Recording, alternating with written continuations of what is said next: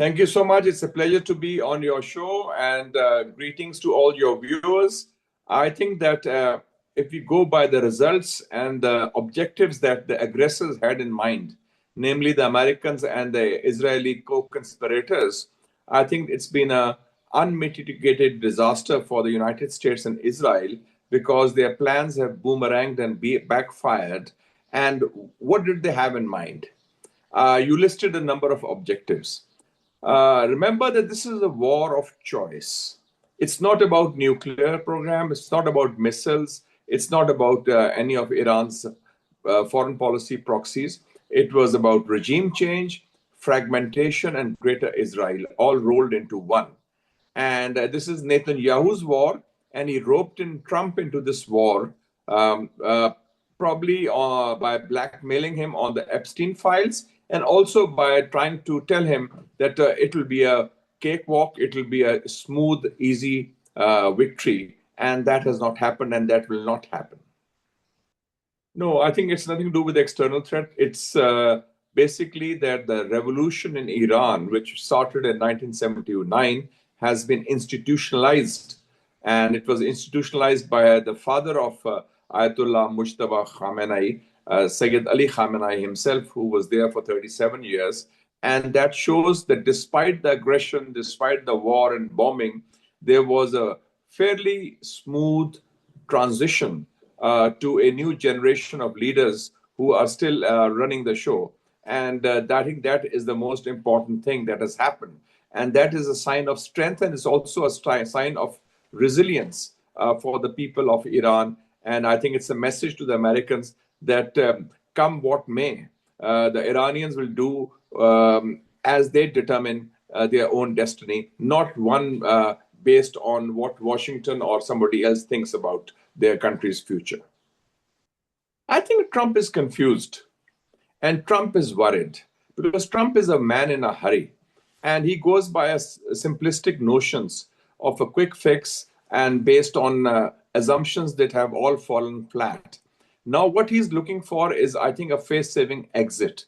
And I've been reading today and hearing also that his special envoy for the Middle East, Mr. Witkoff, has already tried to initiate a back channel with the Iranian interlocutors. The question is, nobody trusts Trump because of the deception and the manner of the attack and the way they did it with Israel. It was twice over. They did it last year also and this time also. So I think Trump is confused. He's changing the pretext for the war every other day. He's giving new rationales which don't make sense, which have not linked with the reality. So I think that Trump is now realizing that the Iranians are no Venezuela and it's not Saddam Hussein's Iraq. It's a different cup of tea. And if you remember that just before the war, Mr. Witkoff has said that the president is very concerned because why haven't the Iranians capitulated so far? So, and that was before the war. And even now, I was reading today in the Wall Street Journal that privately he's quite he's perplexed. Why the Iranians have not yet surrendered, or despite the massive bombing, short of using nuclear weapons, the Americans have tried everything in their arsenal, and it still failed. Be very clear. This is the first ever war in the history of the United States of America, which at the beginning of it all, the American president who initiated the war is unpopular, and the war has more negatives than positives. According to the surveys that I've seen, ranging from 56% of Americans to 75% of Americans, they oppose the war. So, and Trump's own popularity rating is linked with that. And if you link it with the rise in oil prices, if you link it with the closure of the Straits of Hormuz, if you link it with the destabilization of the Gulf brand has been hit for a six.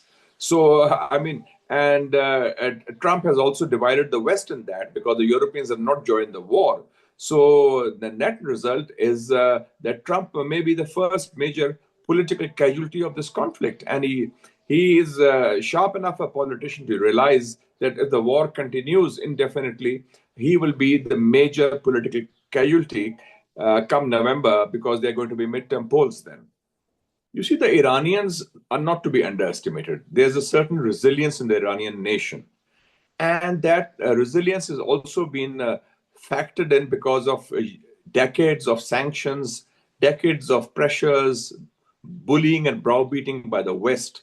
So Iran remains undeterred. And you mentioned the asymmetrical nature of the warfare. Let me give you one example. The Iranians fire homemade drones, which come on the cheap at $10,000. And then to resist those drones, to counter those drones, you have interceptors that are worth a few $1 million, if not $5 or $10 million. And I was seeing a video in the CNN that to intercept one drone fired by Iran, there were 11 different interceptors. So you can see that it's going to be a whopping cost. It's already over $1 billion a day. And already the overall cost is, I think, over $100 billion so far, all told, economic as well as military. And apart from 15,000 flights cancelled, apart from travel, tourism, energy, economy, the whole world and in fact the region has turned topsy-turvy thanks to this American miscalculation, which is actually now becoming a monumental blunder of Himalayan proportions. No, that's only one of the levers they have. They have already done so. And it was a week ago that Trump had announced that he will open the Straits of Hormuz. And by the way, they've only closed it. They have not mined it yet. God forbid if it goes to the next stage, then 20% of oil supplies, 30% of LNG supplies are going to be affected. And already all the Gulf countries, they are hopping mad at Trump. They say that Trump is not worried about us, meaning the Gulf countries, the allies who gave him money, who bought weapons from him, who provided bases for him. Trump is only concerned about protecting and saving his proxy, Israel. So this is, I think, a very stark reality.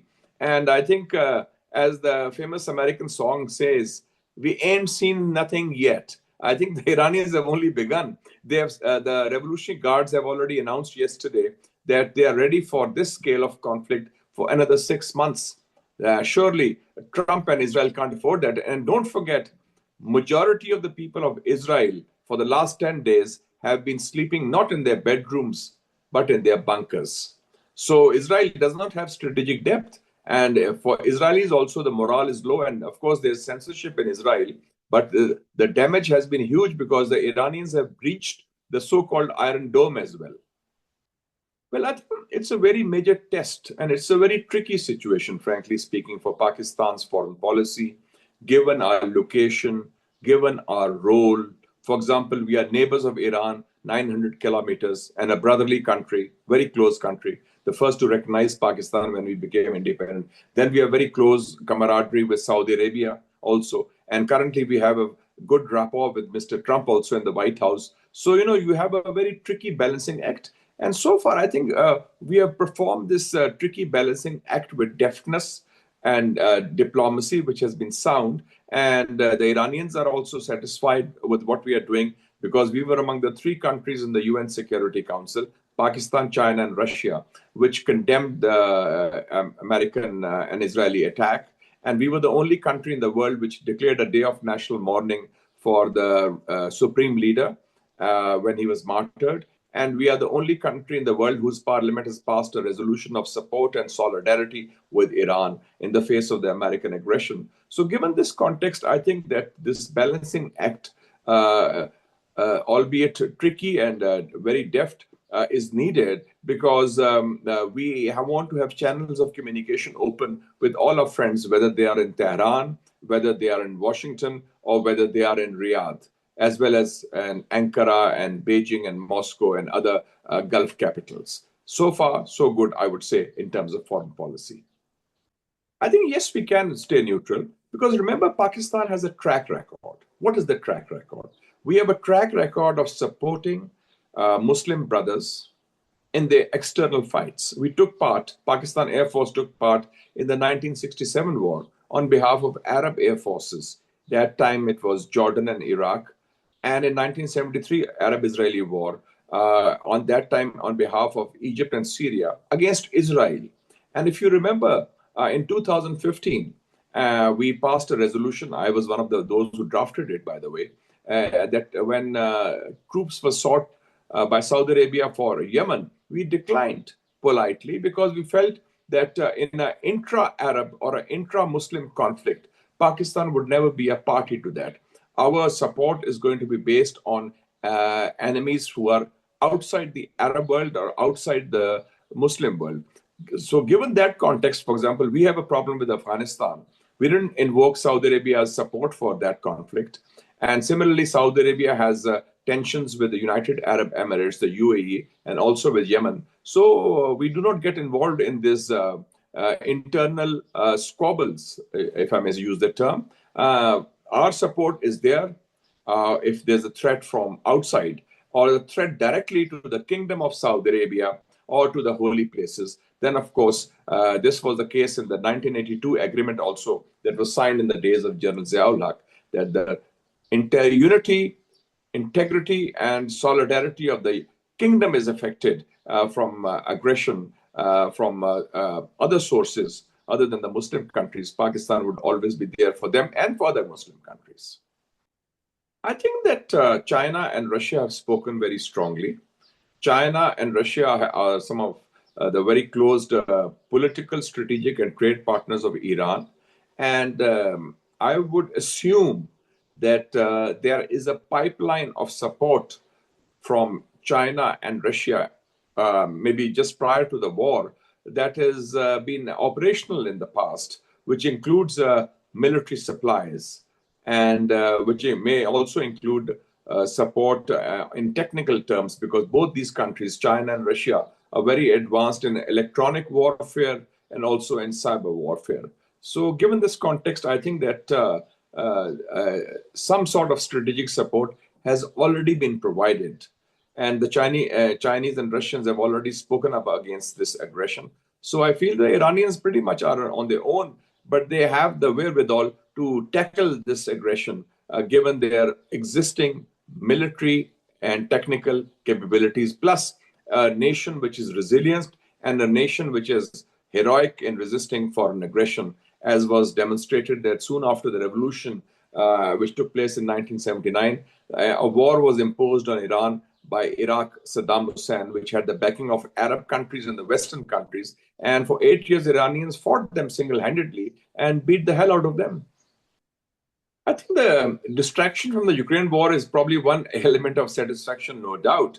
But I think overall, if you see the press conference day before yesterday of Sergei Lavrov, the Russian foreign minister, when he was talking to his interlocutors in the Gulf and the Arab world, and he asked them, have any of you condemned the US-Israeli aggression against Iran? Have any of you condemned the wanton, brazen massacre and killings of 160 schoolgirls in Iran, which the war started with on day one?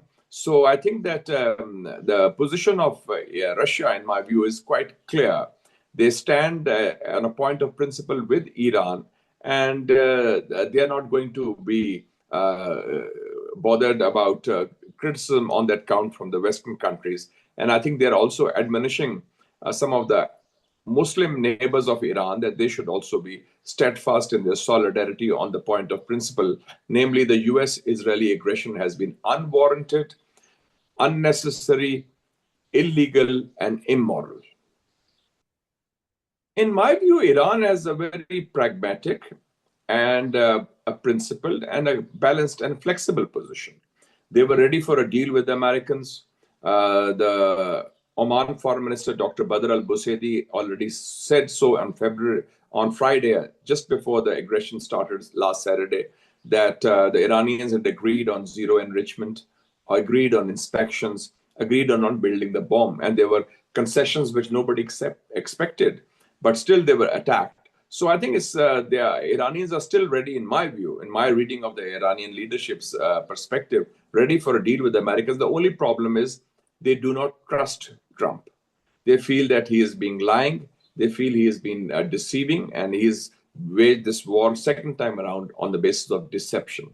So what you need is strong guarantors who can provide that kind of guarantee that, okay, no more aggression, no more wars. And I think countries like Pakistan, Turkey, Oman, Russia, and China, under the leadership of the United Nations Secretary General Antonio Guterres, if they form a consortium, they could, I think, cobble a ceasefire, which would be acceptable to Iran. And I also feel that sooner or later, probably sooner, Trump is likely to blink. And he'll blink first because for him, a long war is unaffordable. Iranians have the wherewithal and the capacity and the resilience to go for a prolonged conflict, not Trump. And I think I expect Trump to somehow blink. He won't say so, but he can also always declare victory and say, okay, we achieved our objectives, and just call it quits and wrap up this misadventure, which again, as I said before, has been politically and economically devastating for the United States and the world economy. I think there are 2-3 new realities which are very evident. Number one, that the Gulf countries are clear that the United States is not a reliable or a dependable ally or partner. When it comes to the crunch, the US has not stood by its Arab allies or Gulf allies. This happened with Qatar last year. This has happened now also. So this is very clear. So they will look for, I would say, effective alternatives. And Pakistan is one of the effective alternatives as a net security provider, as a reliable security partner. Secondly, I think the realization is very clear. And it's very clear in Saudi Arabia as well, by the way, that the number one threat to the region, the number one enemy for the Muslims is Israel, and the threat of a greater Israel, because it's an ideology of Zionism based on what they call Eretz Israel, Greater Israel. And Mike Huckabee, the US ambassador to Israel, even talked of taking over parts of the Middle East that included as far as Egypt and Saudi Arabia also. So the threat is very clear. And third is that the Gulf brand has been hit for a six. We used to talk of going to Dubai, Doha, Kuwait, Bahrain, Dubai Shopping Festival, Grand Prix. It was a place of leisure and pleasure. It was a place of peace, progress, and prosperity. That is no longer the case. So I say, and the other thing is that the government of Pakistan, who should know that a lot of the ultra-rich Pakistani elite, which had pumped in billions of their investment in these countries, they would be now running for cover. Many of them are planning to go to Singapore or perhaps Hong Kong. I would say the government should declare a grand amnesty for them economically. No questions asked. Tell them to come home, invest as long as they invest. We are fine with that. So we can have a certain dividend in terms of our security partnerships with those countries, in terms of economic dividends through a return of our expats who have lots of money stored outside Pakistan, provided we give them guarantees there'll be no questions asked.